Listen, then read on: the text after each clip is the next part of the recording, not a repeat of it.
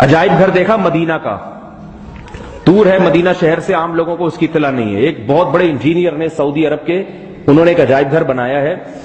صحیح احادیث کی روشنی میں رسول اللہ صلی اللہ علیہ وسلم کی پوری تاریخ کو انہوں نے ایک چھوٹا سا شہر بنایا ہے، ٹیلے بنا دیے، اس میں پورا اس دور کے مدینہ کا نقشہ کھینچا ہے.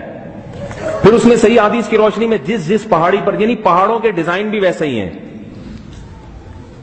چھوٹا سا بنا دیا شہر، لیکن تاکہ پتہ چلے کہ یہاں یہ ہوا تھا، یہاں یہ ہوا تھا. تو اس میں جب وہ پورا بتاتے ہیں نا کہ نبی صلی اللہ علیہ وسلم یہاں سے تشریف لائے، یہاں گئے، تو آدمی کی اپنی آنکھوں پہ قابو نہیں پا سکتا. تو وہ آخر میں نے وہ 3 سے 4 دفعہ اس کی زیارت کی، دل نہیں بھرتا تھا. وہ جب بتاتے تھے نا، تو وہ انہوں نے ایک اونٹنی بھی بنائی ہوئی ہے، ایک پتلا سا بنایا اونٹنی کا بغیر تصویر کے، اس کے منہ پہ وہ باندھی ہوئی بھی ہے.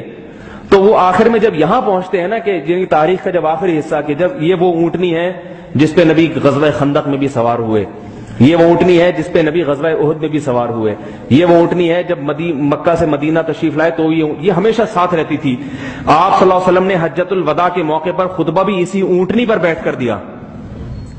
جب نبی کا انتقال ہوا تو صحیح حدیث میں آتا ہے کہ یہ اونٹنی اتنی غمزدہ ہوئی ہے، اتنی غمزدہ ہوئی، جانور بھی مالک سے بچھڑنے پر روتا ہے نا، اور مالک کون؟ نبی صلی اللہ علیہ وسلم. تو اتنی غمزدہ ہوئی کہ روتے روتے اندھی ہو گئی تھی.